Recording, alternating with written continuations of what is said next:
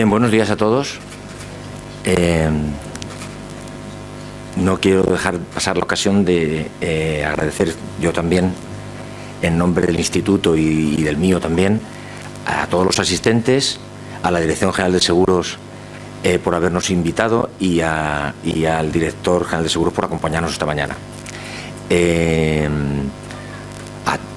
A todos unas gracias especiales, unos agradecimientos especiales a todos los miembros del grupo de trabajo. Me consta que ha sido un muy duro trabajo, pero yo creo que ha merecido la pena y que esto es un antes y un después en el desempeño profesional de los actuarios en el ámbito de los seguros. También quiero agradecer, dentro de los asistentes, a un nutrido grupo de estudiantes del máster que ha acudido hoy a esta jornada en el contexto de las actividades formativas que tienen lugar en las universidades en cuanto a la iniciación a la profesión. Entonces creo que también merece la pena destacarlo porque es un hecho relevante como desde las propias universidades, y después comentaré algo, se hacen esfuerzos en este sentido también. Bueno, y después yo creo que después de las fotografías y de las congratulaciones, en esta mesa vamos a entrar ya en materia. Y me toca, en primer lugar, hacer una breve reseña de cómo desde la Junta de Gobierno percibimos la situación de la profesión actuarial, y a continuación comenzaremos este formato que hemos preparado de mesa redonda para ir abordando distintos puntos que hemos identificado como de interés en cuanto a la guía de autorregulación o estándar profesional sobre la función actuarial. Como he dicho, voy a hacer una breve reseña a la situación de nuestra profesión tal como lo percibimos desde la Junta de Gobierno y en relación con nuestra actividad desde que hace algo más de un año se constituyó la Junta de Gobierno actual, tomando el testigo de las actividades que había realizado la Junta de Gobierno anterior.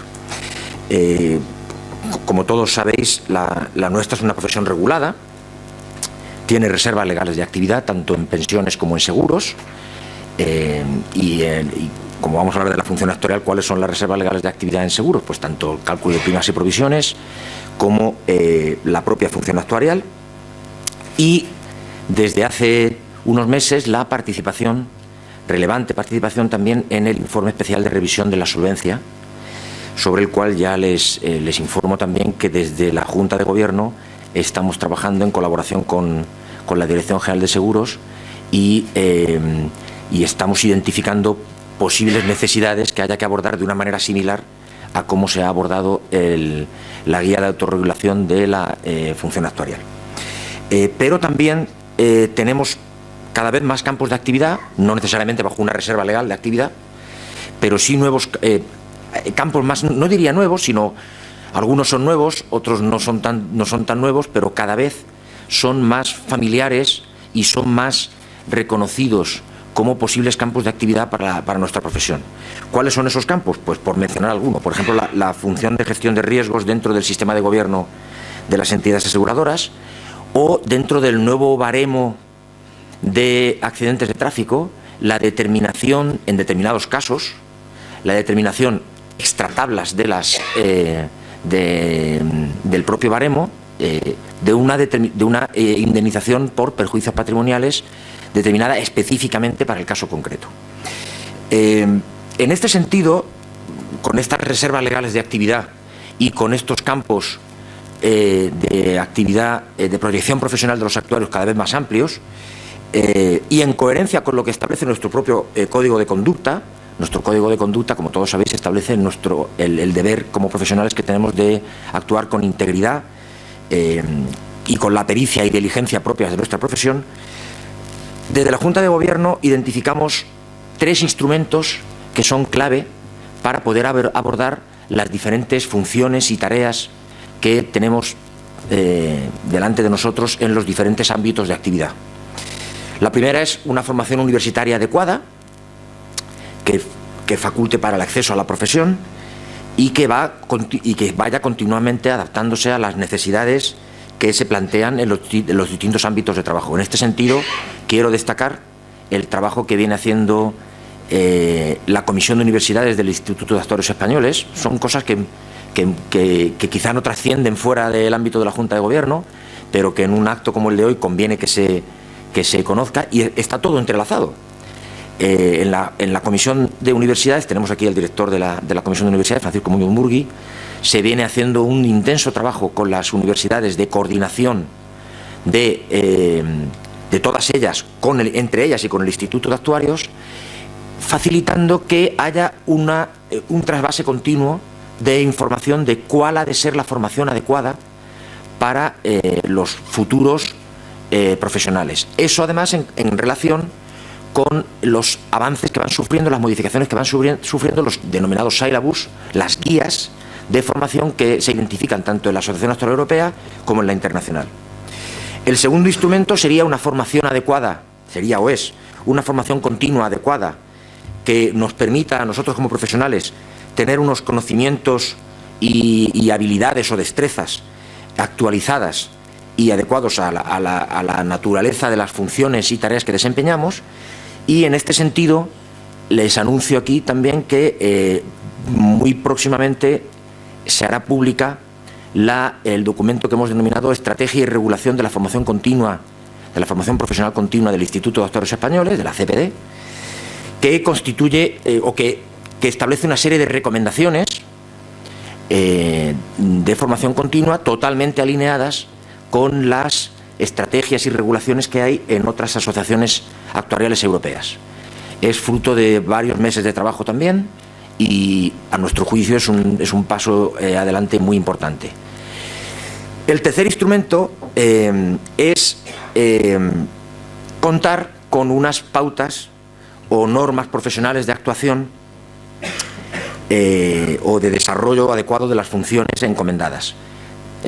Si no tenemos una formación adecuada proveída por las universidades para que los que entran en el instituto traigan la formación adecuada, si no proporcionamos o si no procuramos tener una formación continua con el nivel de sofisticación y de complejidad que implican hoy las funciones, si no tenemos esa formación continua difícilmente vamos a poder estar a la altura de los retos que se nos marca. Pero el tercer elemento, y es precisamente el que está conectado con la razón por la que estamos aquí hoy, es disponer de unas pautas, de unas normas sobre cómo desempeñar bajo unas buenas prácticas esas funciones encomendadas. Concretamente, una es la función actuarial. El seguimiento de esas normas es lo que garantiza que nosotros como actuarios estaremos cumpliendo con nuestro código de conducta, actuando con por supuesto, la integridad, pero también con la pericia y la destreza que tiene que estar impregnada en nuestra profesión. También consideramos muy relevante, y también puede que algunos de ustedes ya lo conozcan, pero aprovecho la ocasión para hacerlo público también, en relación con la función de gestión de riesgos en entidades aseguradoras, el Instituto de Actuarios Españoles acaba de sumarse, esto es fruto de un proceso obviamente, pero ya podemos anunciar que somos miembros de la certificación CERA. CERA significa Certified Enterprise Risk Actuary o Analyst, dependiendo del país la marca se registra de una manera o de otra. Entonces, es una acreditación solo para actuarios que se especializan en gestión de riesgos. Es una manera de garantizar una formación adecuada para el desempeño de esa función, que no excluye el que, por supuesto, haya otros profesionales no actuarios que tengan otras certificaciones en su caso, o que sin tener certificaciones de ningún tipo pues se reivindiquen como profesionales con unos conocimientos adecuados. Pero hemos identificado la función de gestión de riesgos como muy relevante, un campo muy relevante para la actuación de los actuarios, y hemos entendido que sumarnos a la certificación CERA, que es una certificación internacional. Prácticamente todos los países europeos forman parte ya quien forma parte es la asociación actuarial del país.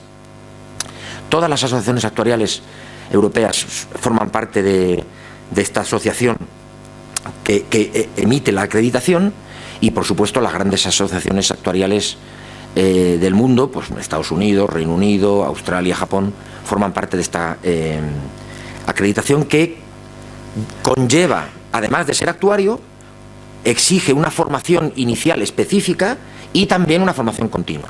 Es una acreditación que puede que algunos de ustedes ya conozcan y que entendemos que, así como la estrategia y regulación de CPD, para 2018 el Instituto de Actuarios lo tendrá en pleno funcionamiento. Y para terminar, ¿por qué estamos aquí hoy? Pues porque tenemos unas grandes expectativas para la profesión, son muy positivas, pero necesitamos dotarnos de instrumentos adecuados para poder desempeñar esas funciones de forma que prestemos un servicio de calidad y verdaderamente útil a la industria aseguradora, a los consumidores de seguros y a la sociedad en general, que al final a eso es a lo que nos debemos como profesión, como cuerpo profesional. Muchas gracias.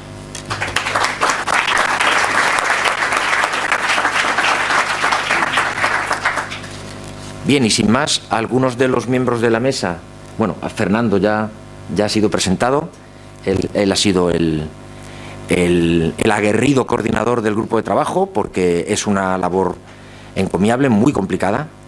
A mi izquierda tengo me van a perdonar porque el nombre de precisamente Carlos García Hormigos, él es el responsable actuarial de AXA. A mi derecha tengo a Santiago Romera, que es socio director de la consultora Área 21, y más allá a mi derecha tengo a Jesús Román, que es el responsable, el Chief Risk Actuary y responsable de la función actuarial en Aviva España. Todos ellos así como el resto de los miembros del grupo de trabajo, que muchos de ellos están aquí presentes, todos ellos han jugado un papel muy importante en el desarrollo de la guía de autorregulación de la función actuarial. Y el formato de mesa redonda lo hemos planteado de forma que intentamos que sea dinámica.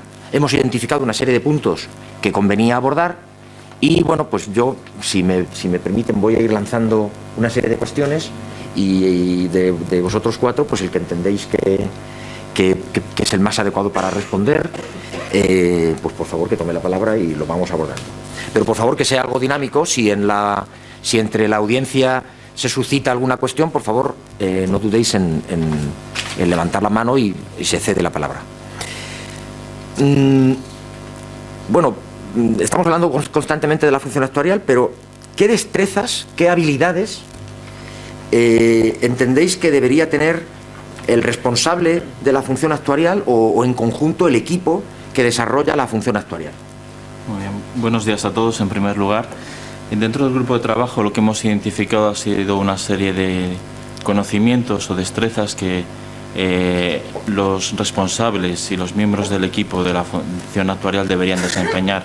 Muchas de ellas son bastante obvias y vienen de la propia directiva, como pueden ser un conocimiento del marco de Solvencia II, todo lo que tiene que ver con el cálculo de las provisiones matemáticas, la definición de hipótesis, metodologías y métodos para el cálculo de dichas provisiones.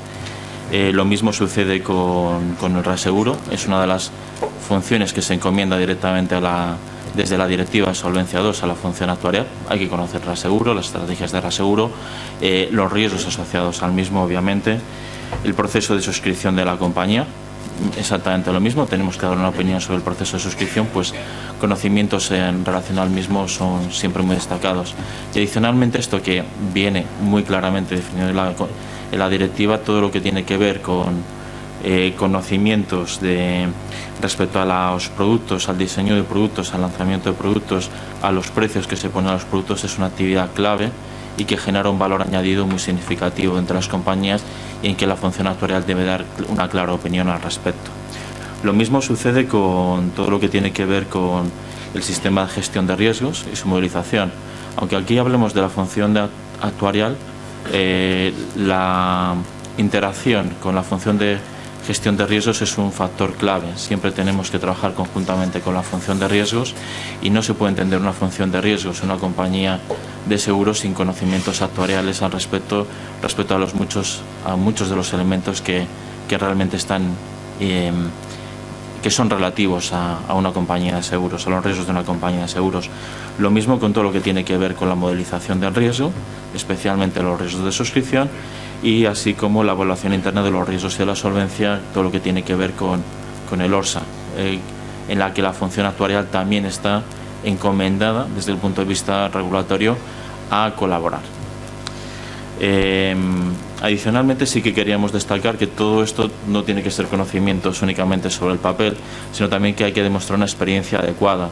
No sé si recordáis que en la circular emitida por la Dirección General de Seguros sobre el informe especial de revisión de la situación financiera y de solvencia, se exige que aquellos elementos que tienen un carácter actuarial dentro de la revisión que está encomendada en términos del balance, provisiones y de requerimiento de capital, todos aquellos elementos actuariales tienen que ser revisados por actuarios y que al menos tengan 5 años de experiencia para poder firmar, teniendo en cuenta la naturaleza obviamente de los riesgos asociados al mismo. Y por último, aquí también destacar que en función de las guías del sistema de gobierno, estos conocimientos, estas destrezas que acabamos de señalar, no solo tienen que ser relativos al titular de la función actuarial, ¿no?, sino que también tienen que ser relativos a su equipo. Sabéis que la obligación legal de comunicar quién es el responsable de la función actuarial a la Dirección General de Seguros es únicamente exclusiva al titular de la función, pero esos mismos destrezas y habilidades en cuanto a los requerimientos de honorabilidad y actitud, lo que estamos recomendando es que se aplique al resto de su equipo. Muy bien, pues gracias, Jesús. Yo creo que efectivamente ha de ser todo el equipo el que en conjunto asuma sepa desempeñar esas destrezas. Has aludido, Jesús, a la relación con la función de gestión de riesgos. Entre la función actuarial y la función de gestión de riesgos es fácil ver que puede haber áreas de solapamiento. ¿Cómo se puede evitar una duplicidad en esas actividades y por lo tanto de los costes, sobre todo pensando también para entidades de tamaño pequeño o mediano? ¿Y cómo también se pueden mitigar los posibles conflictos de interés entre las dos funciones? ¿Quizá tú, Carlos? Sí. Efectivamente, cuando vemos la norma... ¿Se oye ya, no? Sí. Cuando vemos la norma escrita, sí que efectivamente parece que hay cierto solapamiento, y eso podría llevar como consecuencia que las entidades generasen duplicidad de tareas, duplicidad de funciones, y eso sería duplicidad de costes, que nos haría menos eficientes. Eso es una circunstancia que no es deseable. Entonces, para evitar esa duplicidad que se produce y que probablemente el paso del tiempo, el desarrollo de Solvencia II lo vaya mitigando, sí que desde el grupo de trabajo hemos propuesto una serie de medidas. Una de ellas sería tener una identificación clara de los roles y responsabilidades que tiene tanto la función de gestión de riesgos como la función actuarial. De esta forma podremos evitar y aclarar dentro de cada organización qué es lo que tiene que hacer cada una de las funciones. Ese creo que es un elemento clave. Lógicamente, como habrá tareas que son comunes, una estrecha cooperación y una colaboración entre la función actuarial y la función de gestión de riesgos es fundamental para evitar esa duplicidad, para que cada uno se centre en aspectos relevantes de cada una de las funciones, las compartan y puedan tener con ello las mejores conclusiones. Sí que también conviene destacar que cuando hablamos de ese solapamiento de gestión de riesgos, función actuarial, también tenemos que tener en cuenta las otras funciones claves, es decir, la función de cumplimiento y auditoría interna también pueden provocar solapamientos, y por tanto es una recomendación y sería bueno que se documentara y se hiciera una estrecha colaboración entre las diferentes funciones dentro de la organización. Todo ello, por supuesto, teniendo en cuenta ese principio de proporcionalidad y tamaño. Es decir, entidades pequeñas quizás no tengan una capacidad de estructura organizativa para separar funciones y, por tanto, pueden estar una única persona recogiendo las diferentes funciones.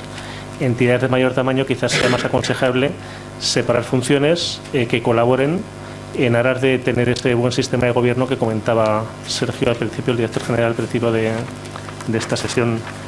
¿Qué puede suceder también en ese conflicto de intereses? Pues si existe un conflicto de intereses, porque puede haber diferentes personas con diferentes opiniones y son todas válidas, si hay un conflicto de intereses o de opiniones, sí que desde la función actuarial se puede recomendar que ese propio informe actuarial identifique esos conflictos y cómo se han solucionado. Creo que es un buen punto para creemos que es un buen punto para evitar esos conflictos de intereses. Y finalmente, yo creo que también es un punto claro el reforzar la necesidad, y veremos posteriormente las dudas de esas políticas de funciones actuariales, si tienen que estar escritas o no. Se ha aludido a las diferentes funciones dentro del sistema de gobierno. ¿Cómo encuadraríais, dentro de las líneas de defensa y en relación con el resto de las funciones, cómo encuadraríais la función actuarial dentro de la estructura de la entidad? No sé si quizá tú también, Carlos, puedes responder o... Sí, bueno, ha sido un aspecto bastante debatido, como comentaba Fernando, dónde encaja la función actuarial dentro de la organización. Se ha debatido si era una primera línea de defensa, una segunda línea de defensa, si era una línea 1.5.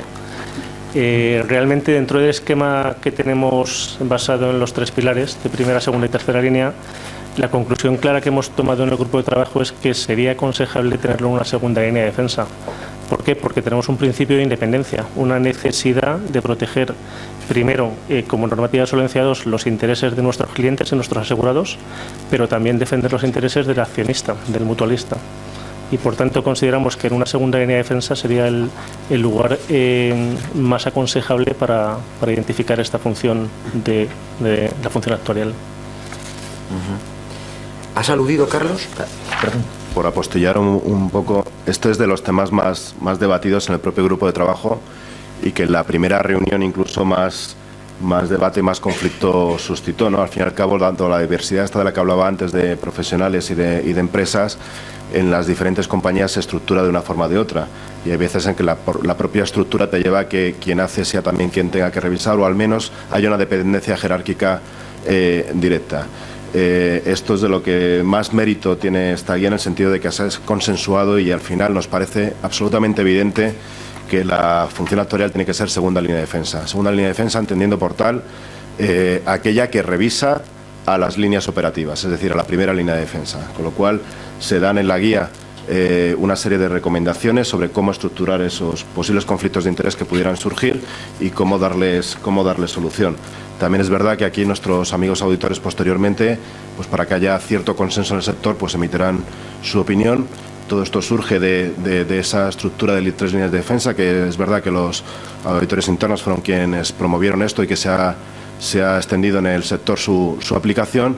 Y en su día, bueno, estaba situada en la línea 1,5, con lo cual quedaba un poco indefinido y generaba muchas dudas de la aplicación práctica del sector, e incluso entre las relaciones de función clave y las direcciones técnicas tradicionales, ¿no? Entonces, con esta situación en segunda línea de defensa, claramente por nuestra parte al menos, tratamos de darle esa solución. Se ha mencionado antes, lo mencionó el propio director general de seguros, el informe en el que se plasma el trabajo desarrollado por la función actuarial. ¿Es obligatorio que haya un informe anual de la función actuarial? Por nuestra parte entendemos que, aunque la regulación sí que menciona expresamente la necesidad de tener al menos un informe anual, sí que se podrían desarrollar tantos informes como el responsable de la función actuarial o el Consejo de Administración así lo requirieran. En muchas ocasiones el trabajo se va generando a lo largo del año y hay momentos claves en los que hay que tomar decisiones, es decir, la estrategia de reaseguro se puede decir en un determinado momento, el responsable operativo del reaseguro puede hacer una propuesta, pero es muy importante que antes de que el Consejo de Administración tome esa decisión, tenga también la opinión de la segunda línea, o en este caso de la función actuarial, para poder tomar una decisión con todos los elementos de juicio. Por tanto, entendemos que se pueden presentar tantos informes como sean necesarios a lo largo del año y no solo un informe anual, que es el mínimo que marca la propia directiva. En la propia guía de autorregulación, en la última parte, se establece cuál se entiende, se dan recomendaciones sobre cuál debe ser el alcance y la estructura del informe. Y el contenido. Creo que está estrechamente relacionado también si es obligatorio disponer de unas políticas escritas sobre la función actuarial. Quizás, Santiago. Sí, vale, perfecto. Bueno, estas políticas escritas, además lo dijo anteriormente el director general, ¿no? Versándose más en el ámbito de supervisión de la Dirección General de Seguros sobre temas cualitativos, al margen de los temas cuantitativos, digamos que la máxima que aquí preside es Solvencia 1 te dice qué tienes que hacer y cómo lo tienes que hacer, Solvencia 2 te dice qué tienes que hacer, pero no te establece el cómo. Te deja esa libertad, si quieres, ¿no? Esa capacidad de autogestionarse, ¿no? O sea que si bien como tal no se indica una política escrita de función actuarial, dentro de la política sí obligatoria de gestión de riesgos está el riesgo de suscripción. Entonces, si no llegas por un lado, vas a llegar por otro, quizá. Y el riesgo de suscripción debería tener escrito esa parte, ¿no? ¿De dónde debe traer el riesgo de suscripción? Pues de la política actuarial. Es un poco la pescadilla que se muerde la cola. Y de hecho, lo conocemos de primera mano, María pues lo sabe mejor que nosotros, la Dirección General de Seguros, ahora en las revisiones que hace a clientes, pide políticas. Y entre una serie de políticas que pide, pues realmente la función actuarial, que no es obligatorio, pero si no es por aquí, pues por otra. Políticas documentadas, obviamente, claro.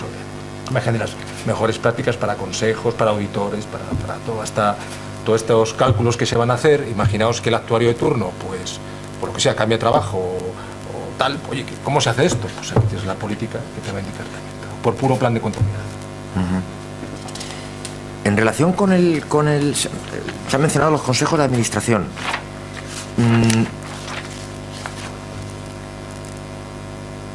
¿Qué conocimientos debieran tener los miembros del Consejo de Administración respecto a lo que se realiza en la función actuarial, por tanto, de contenido actuarial? Porque hay una exigencia establecida por el artículo 18 del reglamento, del ROSEAR, de que de forma colegiada el Consejo de Administración disponga de unos conocimientos y una experiencia proporcionada, obviamente, en distintos ámbitos, y uno de ellos es el financiero y actuarial.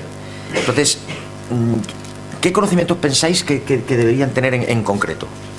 Muy bien, en este caso, como bien has mencionado, uno de los requisitos que tienen que tener los consejos de administración, los miembros del Consejo de Administración de forma colegiada, es conocimientos financieros y actuariales. Es un requisito explícito en la propia directiva, en el propio reglamento también. Y lo que estamos recomendando en este caso es que los mismos conocimientos que hemos comentado con anterioridad respecto a la función actuarial, de forma proporcionada, obviamente, se apliquen también al Consejo de Administración de forma colegiada. De alguna forma lo que estamos diciendo es, si la función actuarial tiene que tener una serie de conocimientos, que es cierto que van a ser en mucho detalle, el Consejo al menos tiene que tener de forma proporcionada, para un Consejo de Administración, obviamente, el mismo tipo de conocimientos en cuanto a cálculo de provisiones, gestión de riesgo, autoevaluación interna de los riesgos, reaseguro, suscripción o productos. Muy bien, gracias. Si hay alguna cuestión, por favor, yo sigo con las cuestiones que hemos identificado, pero si hay algún comentario que consideráis oportuno de respecto a lo que se va comentando, o algo que no se está abordando, por favor, con libertad, levantáis la mano. Parece una cosa de perogrullo, pero ¿la función actuarial debe ser desempeñada por actuarios? Buena pregunta, ¿no? Hombre, teniendo en cuenta que quién organiza el foro, pues seguramente me imagino que estéis seguramente muy sorprendidos si no recomendáramos que fuera desempeñado por actuarios, obviamente, ¿no? Y lo que dice el artículo 48 de la Directiva de Solvencia II es que el responsable, el titular de la función actuarial, tiene que ser persona que tenga conocimientos suficientes en materia financiera y actuarial, teniendo en cuenta el volumen, la complejidad y la naturaleza de los riesgos que la empresa esté tomando, y que pueda acreditar la oportuna experiencia en relación a normas profesionales y de otra índole. Leyendo estrictamente este artículo, es cierto que puede ser desempeñado por personas que no sean propiamente hablando actuarios bajo la normativa española. Sin embargo, si recordáis, la disposición adicional novena del LOSEAR establece que en todo caso se entenderá que un actuario de seguros puede desempeñar la función actuarial, y un actuario de seguros es el que tiene un título universitario de carácter avanzado en materia financiera y actuarial. Es decir, que la recomendación aquí, como no puede ser de otra forma, es que sea desempeñado por actuarios, porque se entiende que van a tener los conocimientos adecuados. Adicionalmente, si recordáis un poquito lo que hemos dicho antes, en el informe especial de revisión de la situación de solvencia, también se habla de experiencia mínima de 5 años para la revisión de todas las áreas actuariales relativos al balance, al cálculo de provisiones, y al requerimiento de capital. Entonces, bueno, con todo esto, seguramente la práctica totalidad de las compañías de seguros en España vayan a adoptar ese tipo de recomendación que aquí obviamente exponemos en la guía, ¿no? Todo esto, si me permites, no olvidemos el sello y firma actuarial con la póliza de responsabilidad civil. O sea, que quien sella y firma, ¿no? Perdona que vaya a temas espurios, pero cuando miro al caballero, me acuerdo de la renovación de la póliza, entonces, pues claro, eso es pilar 1. No, espurios para nada. Yo no puedo sustraerme de hacer dos comentarios. Primero, que hay que entender por qué la directiva no establecía. La directiva es para todos los países miembros de la Unión Europea. Entonces, hay países de la Unión Europea en los que hay no más de 15 actuarios. ¿Cómo la directiva va a causar un problema en ese mercado exigiendo que desarrolle una función determinada dentro del sistema de gobierno un tipo de profesional que no existe en ese mercado? Entonces, la directiva, por eso, lo estableció en esos términos: personas con conocimientos adecuados en materia financiera y dicen matemática, financiera y actuarial. Hay una coma, como bien ha destacado Jesús, dice con arreglo a los principios, con lo cual se debe de tratar de un profesional que está vinculado a un cuerpo profesional que establece esos principios. Hoy estamos presentando esos principios, la guía de autorregulación de desarrollo de aplicación práctica de la función actuarial. No hay otra profesión que pueda tener ni esos conocimientos ni esas normas. Vamos, como a mí no se me ocurre que pueda haberla, vaya. Y por supuesto, me parece muy adecuado lo que tú has destacado, Santiago, es que detrás de todo hay una responsabilidad, por supuesto. Hay más cuestiones. Independencia y conflicto de intereses. Es muy importante la relación con el Consejo de Administración, con otras funciones, con otras áreas, aunque no sean propiamente funciones, con la línea de defensa. Carlos, sí, ¿cómo lo habéis abordado esto? Pues hemos debatido bastante este punto en el grupo de trabajo, porque es realmente un tema interesante, esa independencia que tiene que tener la función actuarial para el ejercicio de sus funciones. Entonces, dentro de la guía lo que hemos tratado de reflejar es nuestras conclusiones, recomendaciones en cómo evitar situaciones de conflicto de intereses donde no hubiera una independencia de la función actuarial. Hemos tratado de identificar situaciones como que la persona o personas que hagan el cálculo sean personas diferentes de quienes lo revisan. Hemos tratado de identificar también que esa dependencia jerárquica de quien hace el cálculo y quien lo revisa sea diferente. Otro aspecto también relevante que tuvimos de discusión fue la política retributiva, es decir, cómo la función actuarial debería estar retribuida para no generar un conflicto de intereses. Por tanto, la política retributiva definida para la función actuarial, asimismo, lógicamente, para el resto de funciones, debería ser tal que no limite su independencia. Por ejemplo, no vinculada a objetivos exclusivos del resultado, sino más bien vinculada también a objetivos de conseguir esa protección a los clientes y a los accionistas. Otro elemento también a tener en cuenta que estuvimos discutiendo es dónde deberíamos de ubicar la función actuarial. Quizás ese acceso directo al Consejo de Administración pueda ser una buena solución en muchas entidades, que haya una dependencia jerárquica de la función actuarial directa al Consejo de Administración para evitar esos posibles conflictos de intereses. También hay que tener en cuenta que dentro de la normativa internacional, el Supervisor Internacional de Seguros, dentro de las prácticas que propone también como recomendaciones, establece situaciones en las que la baja de una función clave, como pueda ser la función actuarial, tenga que ser comunicada al supervisor local, al supervisor nacional, e incluirse las razones de esa baja. Y también es recomendable que tanto la entidad como la persona que causa baja expongan y documenten las razones de esa baja. De esta forma tratamos de evitar situaciones que se pueden dar en las compañías, en un sector muy diverso, de diferentes tamaños, que puedan limitar esa independencia que tiene que tener la función actuarial. También, lógicamente, cualquier identificación de situaciones que puedan generar un conflicto y que limiten esa independencia para la función actuarial deberían de ser abordadas para evitarlo. Muy bien. Se me olvida, por cierto, también en entidades a lo mejor de muy pequeño tamaño, la alternativa de la externalización de la función es otro elemento importante a tener en cuenta. siempre y cuando cumpla con esa política de externalización y que se dé esa independencia que precisa la función actuarial. Muy bien. Antes se ha comentado Solvencia 1, Solvencia 2. Vivimos una situación en tanto el sistema contable no está adaptado, tenemos que convivir Solvencia 1, Solvencia 2. ¿Cuál sería el alcance de revisión de provisiones? ¿Se refiere solo a las provisiones o reservas de Solvencia 2, también las de Solvencia 1? Esa es una buena pregunta también. Y además esto es algo que está a la orden del día. Quizás en el sector hemos separado un poco Solvencia 1, Solvencia 2, pero es verdad que hablamos al final de balances. Tenemos un balance contable bajo normativa local española, plan contable de entidades aseguradoras. En algunos casos, entidades de mayor tamaño tienen también que elaborar un balance bajo una normativa de consolidación contable internacional, bajo la normativa de IFRS, y también tenemos un balance ya económico, que es el balance de Solvencia 2. Entonces, está claro que bajo una perspectiva de Solvencia 2, la revisión de las reservas tiene que ser, por supuesto, Solvencia 2, es decir, la mejor estimación de los pasivos y ese margen de riesgo adicional. En aquellas entidades con modelos internos, pues también las diferencias que pudiera haber deberían de abordarse. Sin embargo, estos balances se pueden construir de forma independiente, pero no olvidemos que muchas veces son complementarios y están muy interrelacionados entre sí. Por tanto, si hay entidades de mayor tamaño que formulen cuentas en normativa internacional, en IFRS, también hay alcance. Debería de ser la normativa internacional IFRS para consolidación de cuentas al grupo.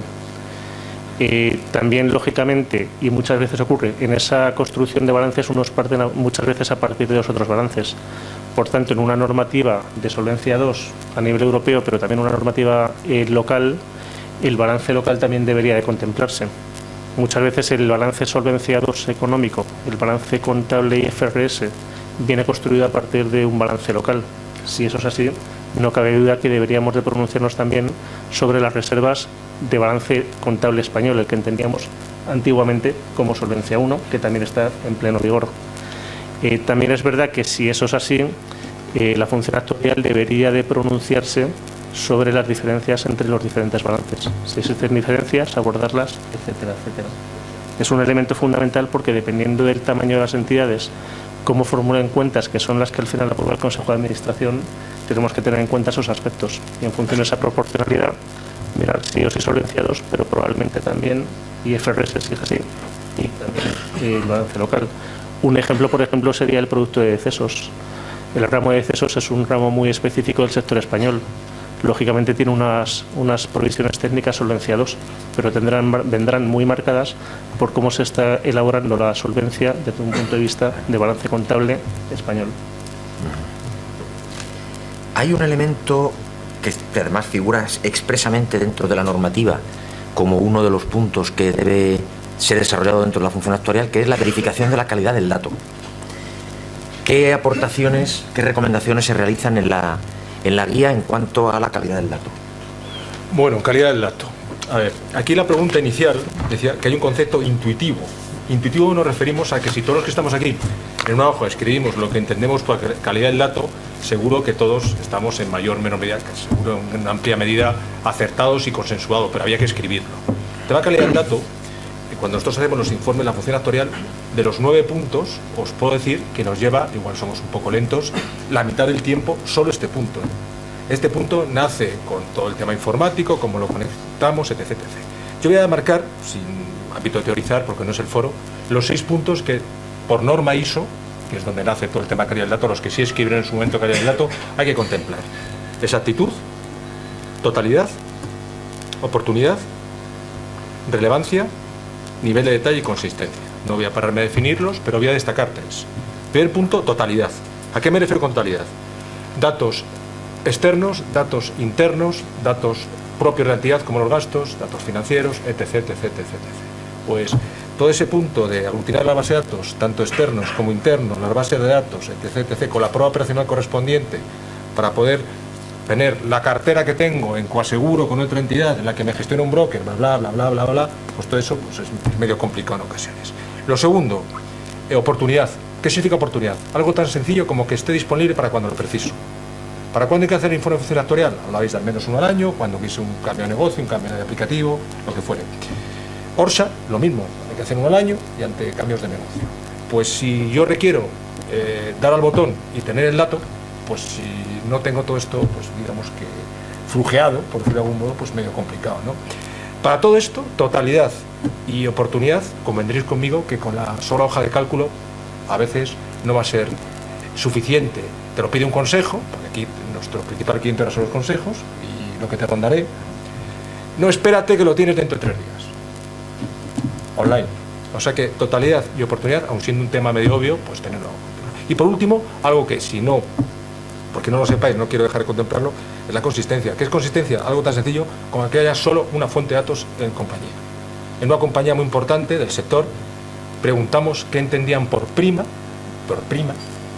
y descubrimos 17 acepciones diferentes de prima, la cual se manejaba y convivía hace muchos años con su acepción de prima, pero ese diccionario de datos pues parece una chorrada, pero que lo sabemos todos, pero no busquemos quizá la quinta derivada, el modelo interno, que es precioso, en España hay 2 modelos internos, pero quizá por un tema más mundano, pues empecemos por esto, ¿no? Muy bien.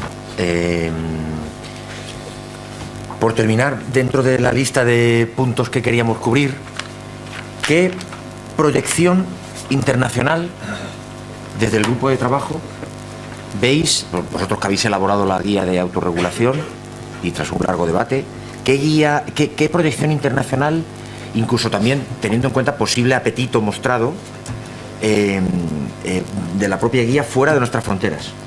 Pues mira, nosotros que pasamos en torno a un 15-20% de nuestro tipo de turismo laboral por Latinoamérica, yo de Europa no conozco mucho, como está, esos son mis compañeros, eso está Manolo, pues lo va a hablar y lo va a hacer perfectamente. Yo conozco razonablemente bien Latinoamérica. Latinoamérica llega a Solvencia II en 3 oleadas. Países que ya lo tienen. En Chile hay que hacer el primer ORSA, ahora todos son las fechas de los 20, ¿verdad? El 20 de septiembre. En Colombia hay que hacer una revisión de las provisiones a partir de este 20 de mayo todos los meses, o sea que va llegando con las peculiaridades locales de cada país, pero va llegando de un modo u otro. Y están ansiosos por este documento. Recordad que cada país lleva su velocidad. Tenemos México, que ya está implementado, Brasil, que lleva su velocidad, no lo conozco bien, pero sobre todo México, Chile, Colombia, en una segunda unidad, Argentina, con el cambio político, se ha auspiciado en Solvencia II, y así Panamá, y así sucesivamente los diferentes países. Recordad, son 27 países. Bermudas aparte, que Bermudas por su régimen de reaseguro bermudianos converge en otra velocidad, pero todos van a ser, seguro que unos clientes a participar con ellos, porque, no sé, ahí sí que tenemos un mercado más natural, ¿no? Yo siempre digo que en Europa no dejamos de ser uno más, pero en Latinoamérica todavía la presencia española es relevante. Yo, y aprovechando, como estoy haciendo por la antigua Solvencia II la PPRC de tiempo para no dotar PRC, son y cuarto justo, me he dejado los últimos 30 segundos. ¿Vas a prorrata? Prorrata, como daño, por un base estimate si quieres. Yo quería reseñar 2 cositas. Por un lado, la generosidad que han tenido los compañeros del equipo de trabajo por compartir. Aquí nadie se ha escaqueado un dato, todo el mundo ha sido súper generoso, y por trabajar. Escaqueo cero, ¿eh? Cuando Fernando nos llama para crear este grupo de trabajo, creo que Fernando sigue la máxima de que si quieres que algo se cumpla, búscate un tío ocupado. Un desocupado no le den muchas cosas. Entonces selecciona un grupo de personas, pues oye, que todos estamos razonablemente ocupados, ¿no? Entonces, pues, creo que había una simbiosis que ha creado un germen de trabajo. Yo no conocía ese germen en el instituto, que la verdad que es una gozada trabajar con los compañeros y a disposición. Y luego, ya termino, sabéis que nos gusta mucho el baloncesto, creo que todo equipo de baloncesto, si os gusta el básquet, precisa un base, ¿no? Pues aquí hemos tenido un base pues, que nos ayuda pues, a repartir juego, a correr cuando hay que correr, a parar cuando hay que correr, que parar, etc, etc. O sea que yo creo que la simbiosis pues anima a seguir, al menos, creo, he hablado con estos compañeros, porque, insisto, sales mejor que entras de esos grupos de trabajo. Muy bien. Hombre, yo pienso que es quizá el primer trabajo que se percibe plenamente como aportación hacia afuera. Yo he formado parte de la anterior Junta de Gobierno y formé parte de otra hace años con algún compañero que está por aquí hoy, que hacía tiempo que no lo veía. Y es verdad que quizá en las juntas de gobierno se comete el error de, porque es un error, de ser muy, yo no sé si la palabra es endogámico, pero tratas de hacer frente con generosidad, tomo el adjetivo utilizado por Santiago, pero muchas veces no se consigue permear, vincular a más gente, a más miembros de la profesión, a más compañeros, y así además, a su vez, que eso llegue a su vez a más. Y creo que con este grupo de trabajo precisamente se ha conseguido romper esa tendencia, se ha abierto completamente, se ha contado con la participación de muchas personas Y es algo que también estamos intentando en la representación internacional. En la representación internacional estamos poco a poco vinculando cada vez a más compañeros que, a lo mejor no en la primera línea como representante en uno de los comités o grupos de trabajo de la Asociación Europea de la Internacional, en los que después tendremos ocasión de saber cómo se abordan este tipo de cuestiones también, pero como apoyo o incluso de manera transversal, es un esfuerzo que estamos haciendo en diferentes ámbitos. Bueno, yo creo que hemos cubierto muchos de los puntos que creo que pueden ser relevantes en cuanto a la guía de autorregulación. No ha habido ninguna pregunta, pero seguro que algunos de vosotros tenéis preguntas. Ahí hay una. No sé si tenemos micrófono. Está aquí. Pablo. Muchos años.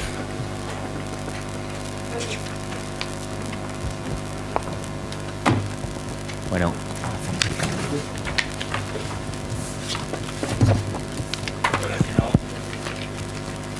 Sí, no sé si se escucha.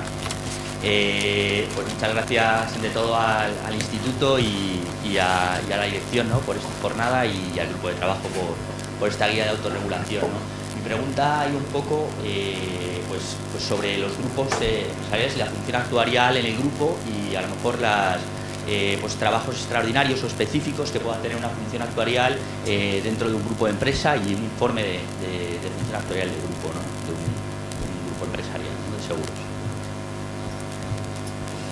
¿Quién entendéis? Sí, ¿puedes repetir la pregunta, perdona, porque me ha parecido un poco genérica? Sí, si hay alguna... O sea, ¿cuáles serían las competencias de una función actuarial de grupo frente a las... Grupo frente a entidades locales. Si habría que hacer un informe específico y qué contenidos diferenciales tendría que tener. Vale. Un poco la práctica habitual y por mi experiencia es que cuando hay una entidad de grupo se elabora un informe de función actuarial a nivel de grupo, que trata de recoger realmente esas cuentas que hablábamos antes a nivel de grupo. Sin embargo, por otra parte, también es necesario que, como hay entidades que jurídicamente son diferentes, cada una de ellas elabore su informe actuarial acorde al tamaño de cada entidad. Entonces, pues es posible que a nivel de grupo generes un informe donde te habla de la solvencia del grupo, te recoja los principales problemas, soluciones o situaciones de evaluación de reservas a nivel de grupo, identifique posiblemente problemas a nivel de entidad local para que alguien lo lea como entidad jurídica de grupo, pero no jurídica, de forma jurídica legal, y posteriormente cada entidad jurídica elabora un informe diferente. Sobre la cuestión de si hay que elaborar un informe actuarial por cada entidad jurídica o uno a nivel de país, por ejemplo, la verdad es que es un tema de debate y ahí posiblemente las entidades estén haciendo cosas diferentes. Yo os puedo contar mi experiencia. En nuestro caso somos 3 entidades jurídicas de seguros en España.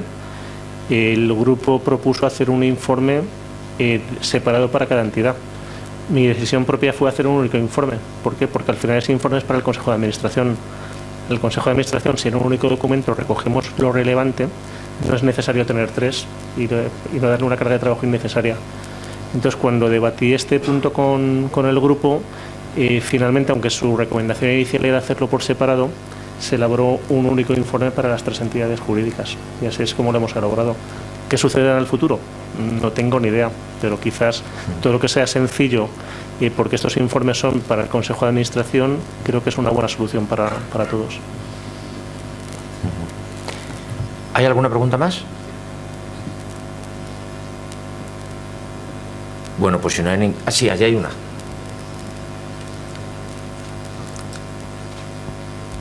Sí, mencionaron sobre la proporción de conocimiento de la Junta Administrativa, pero no especificaron cuán proporción es. Ya sabemos que en la parte actuarial indicaban que era 5 años para poder firmar y representar, pero en la Junta Administrativa conocimiento financiero actuarial es proporcional, pero no indicaron un mínimo de proporción o años de conocimiento. ¿Cómo quedaría eso ahí en la autorregulación? ¿Te refieres a los conocimientos de manera colegiada del Consejo de Administración? Sí. Currículum, si quieres. Sí. Mira, te lo comento yo por experiencias nuestras en clientes. Tienes que demostrar una actitud y honorabilidad al respecto. La habilidad lo tenemos claro, pero actitud es con currículum y con expertise profesional. Pero si tú me dices, te piden 2 años, 5 años, 7 años, yo al menos no conozco una petición como tal. El puro currículum para los 5 puntos que te exigen, conocimiento, actuarial, financiero, de negocio, etc., gestión de riesgos, tu currículum debe demostrarlo. Pero no hay mínimo de años, al menos que los compañeros me rebatan y me aporten algo al respecto, pero yo al menos no lo conozco. ¿Algún comentario más respecto a esta pregunta? No. Bueno, pues entonces yo creo que cerramos esta mesa redonda y vamos a dar paso a la siguiente. Fernando. Simplemente se nos ha olvidado un poco referir que aprovechando las sinergias que ha creado este propio grupo y esta interacción entre diferentes profesionales y empresas, vamos a crear de forma inmediata otro grupo de trabajo para el informe de la situación financiera y de solvencia, tanto para el propio informe como para la revisión del informe.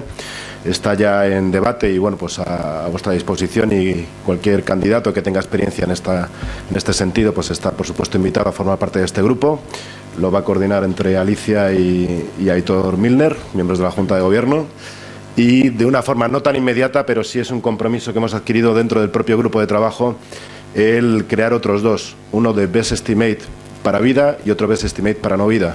¿Por qué? Porque hemos observado que efectivamente hay mucha diversidad en la interpretación de las propias provisiones, en las estimaciones, las hipótesis, etcétera, y el converger un criterio común, pues también creemos que puede ser muy útil. Por lo tanto, que estéis al tanto, y el que quiera participar, pues por supuesto que está invitado. Muy bien, pues entonces vamos a dar paso a la siguiente mesa redonda. Entonces se supone que yo me quedo aquí, ¿no?